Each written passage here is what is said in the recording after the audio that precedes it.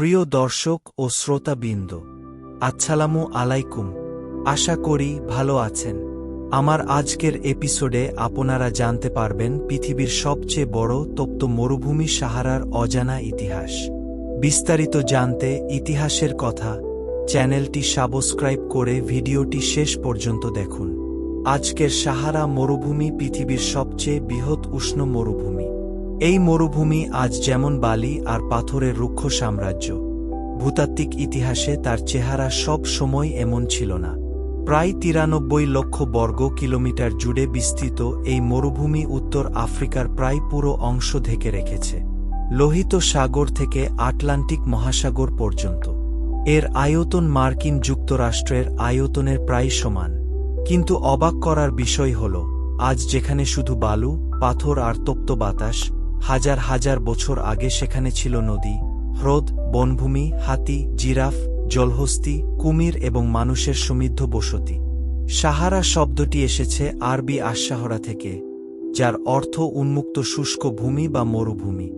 সাহারা উত্তর আফ্রিকার বিশাল অংশ জুড়ে বিস্তৃত। এটি মোট 11টি দেশের অংশ জুড়ে রয়েছে। দেশগুলো হল মরক্কো, আলজেরিয়া, তিউনিসিয়া, লিবিয়া, মিশর, মরিতানিয়া, মালি, নাইজার, চাদ, সুদান ও পশ্চিম সাহারা। এর উত্তরে রয়েছে ভূমধ্যসাগর, পশ্চিমে আটলান্টিক মহাসাগর এবং পূর্বে লোহিত সাগর। অনেকে মনে করেন সাহারা সব সময়ই মরুভূমি ছিল। বাস্তবে তা নয়।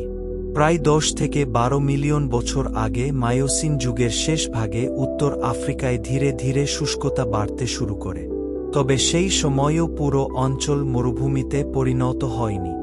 বর্তমানের বিশাল মরুভূমির রূপ মূলত গত কয়েক মিলিয়ন বছরে জলবায়ুর বারবার পরিবর্তনের ধারাবাহিক প্রক্রিয়ার ফলে গড়ে উঠেছে। এই সাহারার ইতিহাসে এক সময় বিস্ময়কর সবুজ যুগ বিদ্যমান ছিল।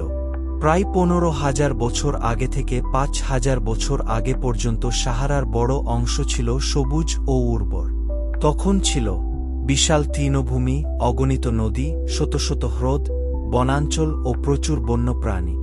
সেখানে দেখা যেত হাতি, জিরাফ, গন্ডার, জলহস্তী, কুমির, হরিণ ও বুনো গরু। আজকের সাহারায় যেসব প্রাণী কল্পনাও করা যায় না, তারা এক সময় সেখানে স্বাভাবিকভাবে বসবাস করত। এই সবুজ যুগের সবচেয়ে জোরালো প্রমাণ পাওয়া যায় আলজেরিয়ার তাসিলি নাজের অঞ্চলের গুহাচিত্রে। এই পাথরের গায়ে খোদাই করা শিল্পকর্মে দেখা যায় মানুষ সাঁতার কাটছে, পশু শিকার করছে, গবাদি পশু চড়াচ্ছে, যা প্রমাণ করে তখন এখানে পর্যাপ্ত পানি ও প্রাণের প্রাচুর্য ছিল। গুহার দেয়ালে আঁকা হাতি, জিরাফ, গরু, কুমির ও মানুষের ছবি আজও সেই ইতিহাসের সাক্ষী। প্রায় 5,000 বছর আগে পৃথিবীর কক্ষপথের সামান্য পরিবর্তন মৌসুমি বৃষ্টিপাতের ধরন বদলে দেয়। উত্তর আফ্রিকায় বৃষ্টিপাত ক্রমশ কমতে শুরু করে। গাছপালা মরে যাওয়ায় মাটি থেকে জলীয় বাষ্প কম উৎপন্ন হতে থাকে, যা বৃষ্টিপাতকে আরও কমিয়ে দেয়। এক দুষ্ট চক্রের সৃষ্টি হয়। ধীরে ধীরে হ্রদ শুকিয়ে যায়, তৃণভূমি রূপান্তরিত হয় ধুধু বালুকাময় প্রান্তরে। উপগ্রহ চিত্রে দেখা গেছে সাহারার নিচে অসংখ্য প্রাচীন নদীর শুকিয়ে যাওয়া খাত প্যালিও চ্যানেল এখনও লুকিয়ে আছে। কখনো সেখানে বিশাল নদী প্রবাহিত হতো। অনেক বিজ্ঞানী মনে করেন কিছু নদী এক সময় আটলান্টিক মহাসাগর পর্যন্ত গিয়ে মিলিত হতো। আজকের সাহারা পুরোপুরি পানি শূন্য নয়। বালুর অনেক নিচে রয়েছে বিশাল ভূগর্ভস্থ জলাধার। লিবিয়া, আলজেরিয়া, মিশর ও চাঁদের নিচে কোটি কোটি বছর ধরে জমে থাকা প্রাচীন মিঠাপানির ভাণ্ডার রয়েছে, যাকে ফসিল ওয়াটার বলা হয়। মজার বিষয় হল, অনেকে মনে করেন পুরো সাহারাই বালু। আসলে আজকের সাহারা মূলত 4 ধরনের ভূমিরূপে বিভক্ত। 1. সমগ্র মরুভূমির প্রায় 20 থেকে 25% অঞ্চল বিশাল বালিয়াড়ির সাগর, যেমন মরক্কোর মেরজুগা অঞ্চল। এরকম অঞ্চলকে বলা হয় আর্গ।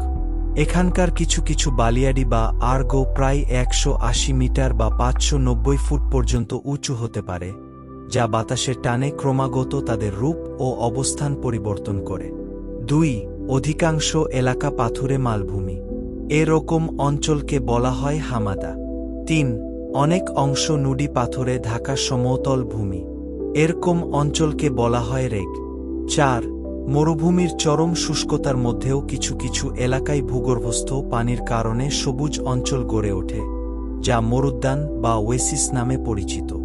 বিখ্যাত কয়েকটি মরুদ্যান হল সিওয়া মরুদ্যান, উবারি লেকস ও তিমিয়া মরুদ্যান। সাহারার এই মরুদ্যানগুলো খেজুর গাছ, শাকসবজি ও নানা রকমের ফসল চাষ করা হয়। এগুলোকে কেন্দ্র করেই মরুভূমির স্থায়ী মানব বসতি ও বাণিজ্য পথগুলো গড়ে উঠেছে।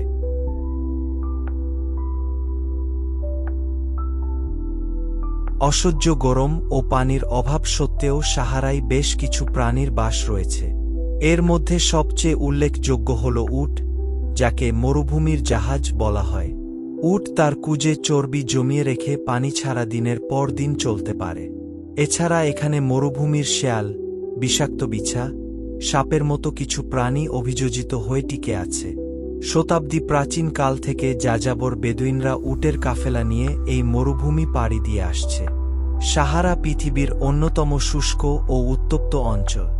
গ্রীষ্মকালে এখানকার তাপমাত্রা প্রায় 50 ডিগ্রি সেলসিয়াস বা 122 ডিগ্রি ফারেনহাইট পর্যন্ত ছাড়িয়ে যায়।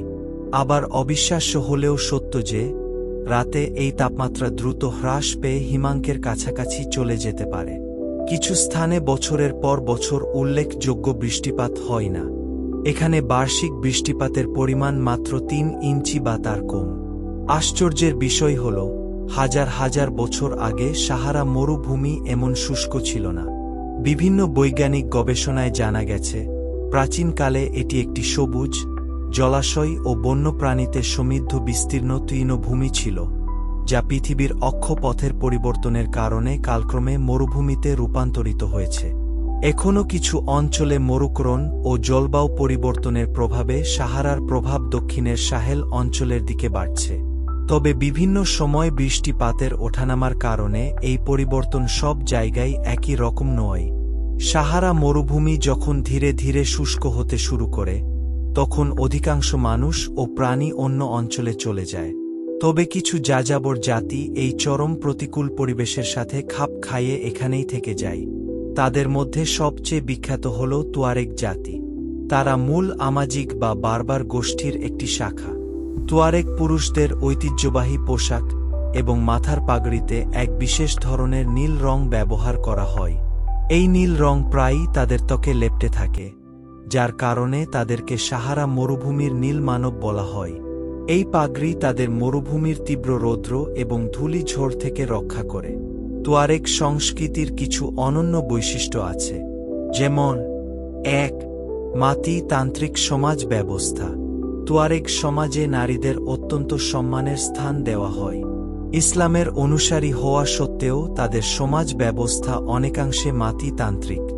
সেখানে পুরুষরা মুখ ঢেকে রাখলেও নারীরা মুখ ঢাকেন না এবং তারা সম্পত্তি ও পারিবারিক সিদ্ধান্তের বড় অংশ নিয়ন্ত্রণ করেন। 2. তিফিনাগ লিপি। তাদের নিজস্ব একটি প্রাচীন লিখন পদ্ধতি বা বর্ণমালা রয়েছে, যার নাম তিফিনাগ। এটি হাজার বছর ধরে তারা টিকিয়ে রেখেছে। 3. মরুভূমির পথ প্রদর্শক। তুয়ারেগরা আকাশের তারা এবং বালির গতি প্রকৃতি দেখে দিক নির্ণয় করতে পারদর্শী। শতাব্দী ধরে সাহারার এক প্রান্ত থেকে অন্য প্রান্তে লবণ, সোনা ও কাপড়ের বাণিজ্য কাফেলা পরিচালনায় তারা নেতৃত্ব দিয়ে আসছে। সাহারা মরুভূমি কেবল বালুর সমুদ্র নয়, এটি পৃথিবীর জলবায়ু পরিবর্তনের এক জীবন্ত দলিল। যে ভূমি এক সময় ছিল নদী, হ্রদ, বন ও বন্যপ্রাণীতে সমৃদ্ধ, আজ তা বিশ্বের অন্যতম শুষ্ক অঞ্চল। শিলাচিত্র, শুকিয়ে যাওয়া নদীর খাত এবং ভূগর্ভস্থ পানির ভাণ্ডার আমাদের মনে করিয়ে দেয়, পৃথিবীর জলবায়ু ও ভূপ্রকৃতি দীর্ঘ সময়ে নাটকীয়ভাবে বদলে যেতে পারে। সাহারার ইতিহাস তাই শুধু একটি মরুভূমির ইতিহাস নয়, বরং পৃথিবীর পরিবর্তনশীল প্রকৃতিরও ইতিহাস। পৃথিবীর অক্ষপথের পরিবর্তনের কারণে প্রতি 20,000 বছর পর পর সাহারা মরুভূমি একবার সবুজ এবং একবার শুষ্ক রূপ ধারণ করে। বিজ্ঞানীদের ধারণা, আজ থেকে প্রায় 15,000 বছর পর এই সাহারা মরুভূমি আবারও প্রাকৃতিকভাবে একটি ঘন সবুজ বনাঞ্চলে রূপ নেবে। প্রিয় দর্শক ও শ্রোতাবৃন্দ, সাহারা মরুভূমির ইতিহাস ও বর্তমান অবস্থার অজানা ঘটনাবলী কেমন লাগলো কমেন্টে জানান। ভিডিওটি ভালো লাগলে লাইক ও শেয়ার করুন। আরও ঐতিহাসিক শিক্ষামূলক ভিডিও সহজে পেতে চ্যানেলটি সাবস্ক্রাইব করে সাথেই থাকুন। ধন্যবাদ।